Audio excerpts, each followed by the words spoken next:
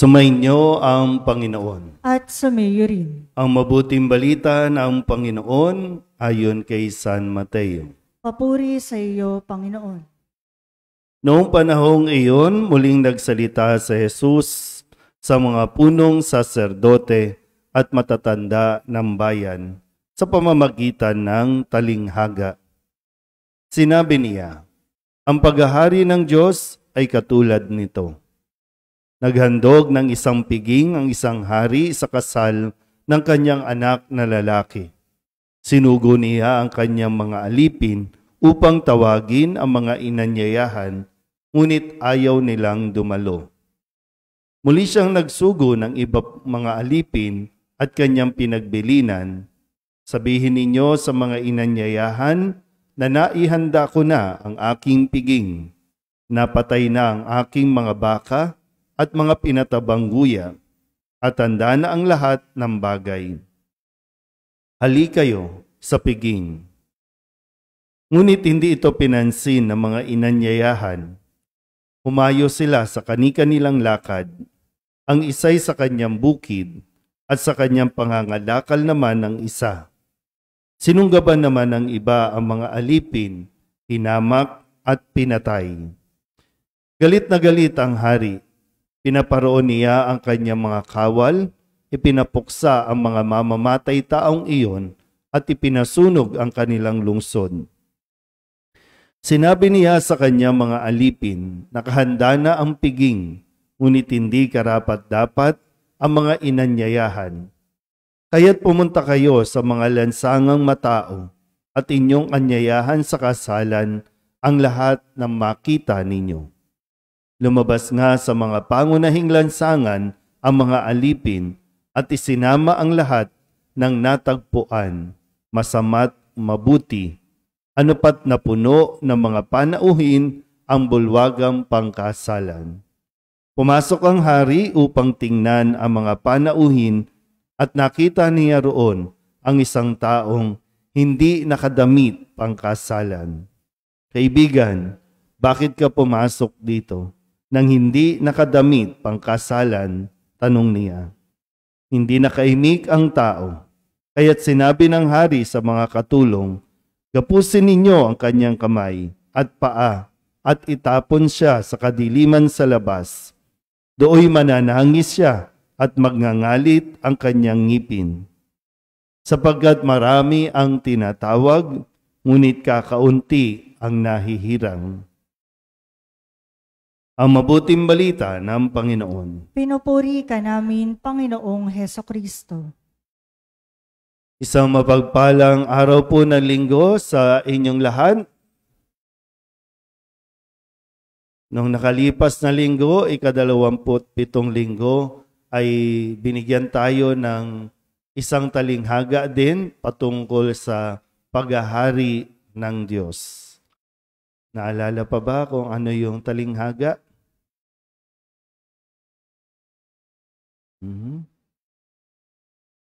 Tungkol doon sa may-ari ng ubasan. Ipinamahala ang kanyang ubasan sa kanyang mga katiwala at pagdating ng pitasan o ng harvest time, umihingi siya ng kanyang kaparte, pero naging gahaman o naging sakim ang kanyang mga pinagbilinan, ayaw nilang ibigay ang kanyang parte. Kaya po, ito ay ipinamahala na sa iba. Ibinigay sa iba ang pamamahala ng ubasan. Muli, ang kausap na Jesus dito ay mga punong saserdote. Yung mga namamahala sa templo, namamahala sa bayan ng Diyos. Ngayon, para mas maintindihan ulit ng mga punong saserdote at matatanda ng bayan, muling nagpaliwanag si Jesus at nagbigay ng isa pang talinghaga tungkol sa paghahari ng Diyos. Ang binigay niya ay ang pagtitipon o kasiyahan tungkol sa kasal. So, ang paghahari ng Diyos, ang kaharian ng Diyos ay para mas maintindihan ng mga tao, ito yung ginamit niya, yung kasal.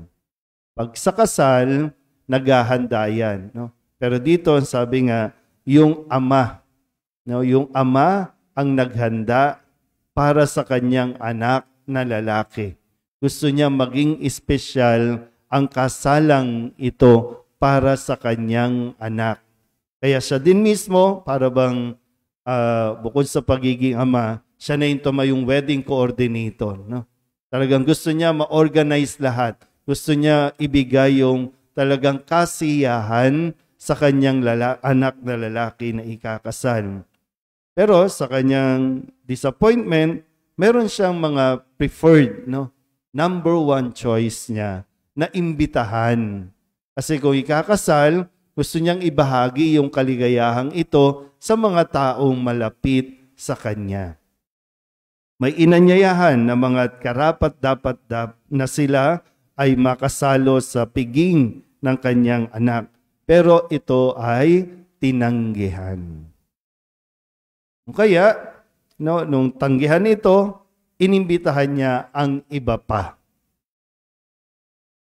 Nung inimbitahan naman yung iba, mayroong isa na pumasok na hindi nakadamit pangkasalan. Hindi karapat-dapat. At itong lalaking ito, sa galit nung ama ay itinapon sa labas kung saan doon mananangis ang kanyang ngipin. So, ang talinghaga tungkol sa kasal ay ang pagpapaliwanag ni Jesus sa kung paano tayo inaanyayahan ng Diyos na makarating sa langit. Ulitin ko po, no? Dalawa lang ang pupuntahan natin. May imbitasyon papunta sa langit.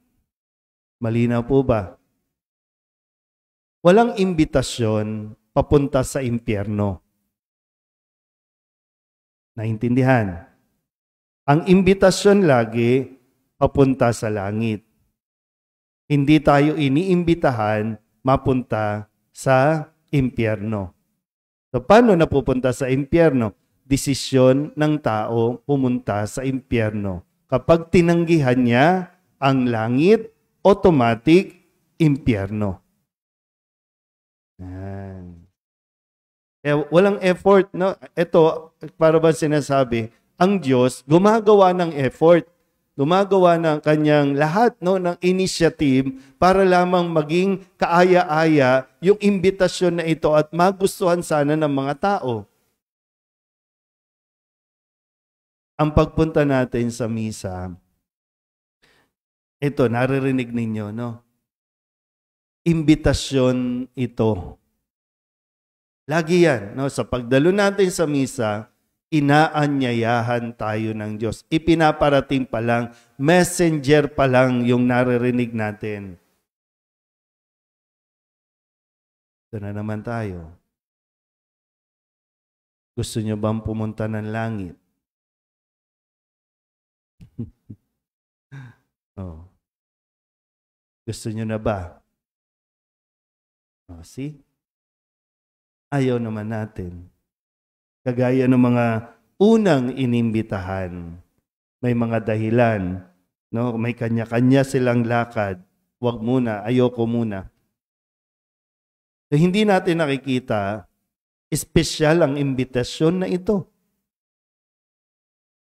Na para bang kapag inimbitahan ka, wow, nakakataba naman ng puso. Mismo ang Diyos ang nag-iimbita sa tao. Na ang tao kailangan magdesisyon. O pupunta ka at tatanggapin mo ang imbitasyon, kasalan nito. Dapat paghandaan mo din. Kaya nga, yung isa, di ba, no? Inimbitahan, lahat, masama't mabuti. Ang sabi dito, masama't mabuti, iniimbitahan. Pero pagpasok mo doon, bago ako pumunta, titiyakin mo din na handa ka, pinaghandaan mo din. Mayroong tamang pagkilos, tamang pananamit, na dapat ikilos para maging karapat-dapat tayo sa piging. Kasi kung bigla lang tayong papasok doon, inimbitahan naman tayo. Ibig sabihin, may panahon na ibinigay sa atin para paghandaan. Naghanda ba tayo? Isa, bigla na lang pumasok nang hindi nakadamit pangkasalan. O sabi, bakit ka pumasok dito? Hindi ka nakadamit pangkasalan. Walang masabi yung tao. O kaya, out ka. Itatapon ka sa impyerno. See? Hindi imbitasyon ng impyerno. Yun ang kalalagyan ng mga taong ayaw o hindi naghanda sa kasalan. Yung kasalan sa langit. Yung sabi ni Propeta Isaías sa unang pagbasa, 'di ba, ang bundok ng Sion. Kapag sinasabing bundok ng Sion, ito ang langit. Ito yung kaharian. Ang sabi niya, wala na doon kalungkutan, no? Wala nang paghihirap. Masasarap na pagkain nandoon, nakahanda.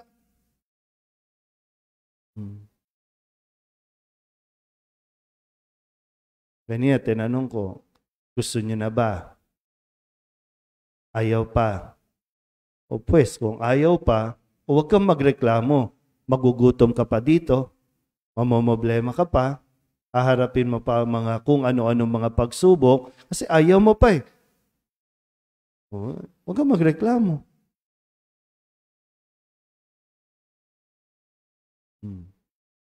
So, pag-isipan mo na mabuti. Inianyayahan tayo, binibigay na yung imbitasyon, RSVP. Kung dadalo ka, paghandaan mo.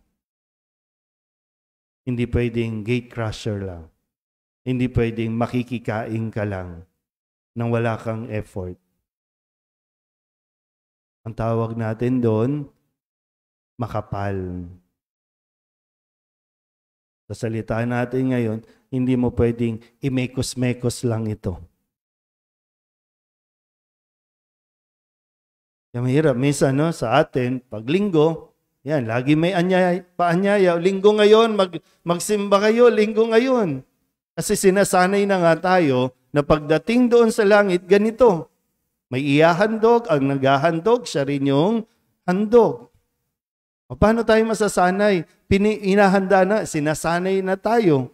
O pero nasaan ang iba? Wala, tulog. Iba lasing. Iba puyat. Nakipaglamay, magdamag.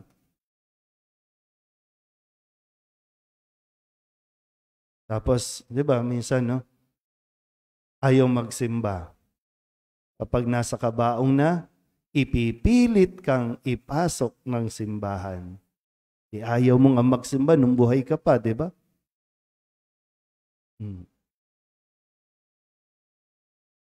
Ay.